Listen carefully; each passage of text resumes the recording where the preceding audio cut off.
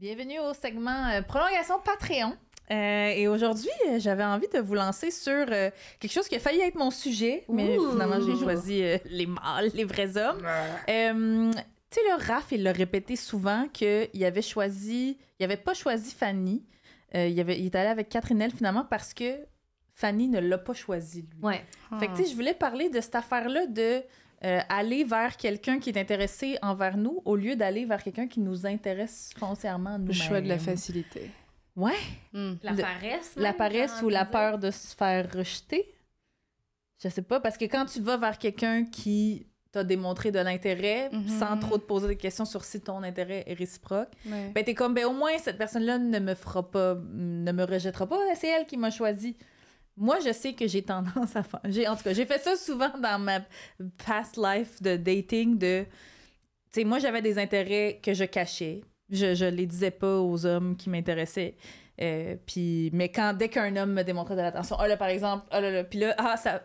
Spoiler alert, ça chiait. Mais tu sais, c'était pas mon intérêt à la base. Fait que peut-être que j'aurais jamais dû le suivre.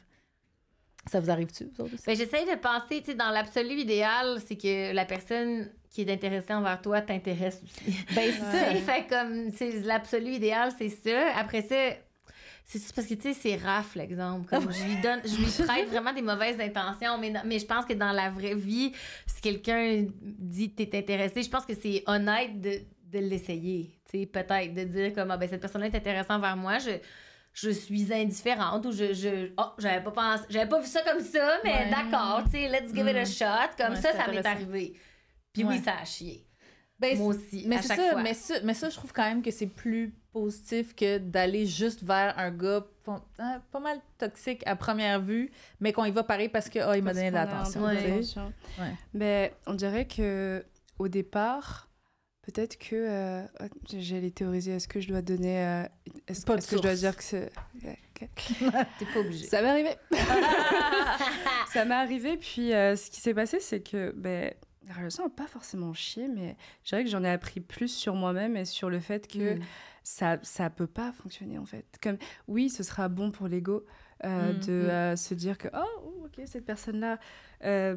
limite, même plus que moi, je l'aime, parce que... En fait, cette fameuse théorie que... c'est pas... Est-ce que c'est... Parce que là, on va aller sur un autre débat, parce que moi, je pense que souvent...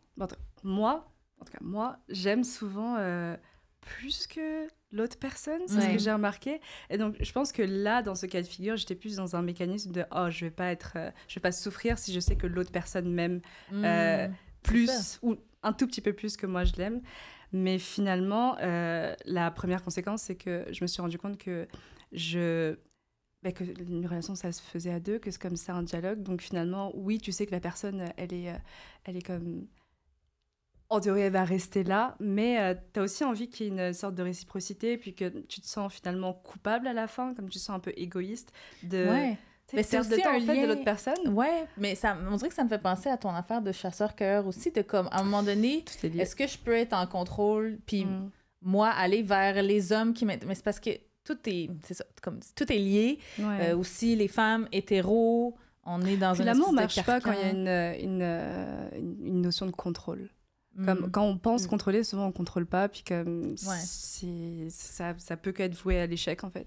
Mais tu sais, ou même moi j'ai envie d'aller plus loin puis de dire c'est une affaire de consentement. Tu sais ici des fois c'est des gars qui te love bomb là au début là puis qui te disent, qui te couvrent de compliments et des fois de cadeaux et de tout ça. Fait que là toi tu t'accroches puis là finalement c'était pas si vrai que ça ou je sais pas quoi. Fait que si tu t'étais écouté puis que t'étais allé vers tu sais, je sais, moi puis mes amis de filles, surtout quand on était dans notre vingtaine, on avait tendance à « Oh non, mais ce gars-là, il est inaccessible. Il m'intéresse, moi, mais he's out of my league. » Cette phrase que je ne peux plus entendre. C'est très rom-com. Fait que là, on va pas vers ça, mais on dirait que dans ma trentaine, je suis comme...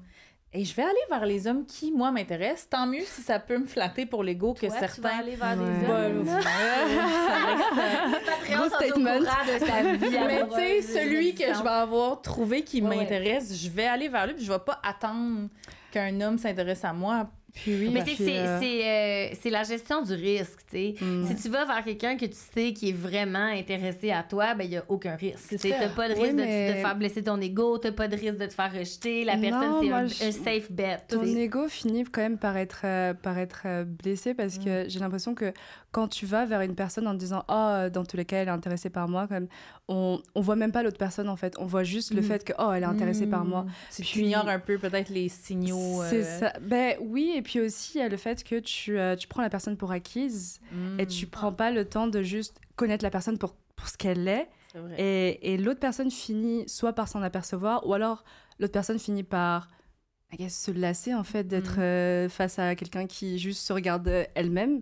Puis c'est ça en fait, la relation finit par être vouée à l'échec. Mais moi je pense que c'est ça le raisonnement de Raph. Pour revenir à OD, c'est facile, c'est safe.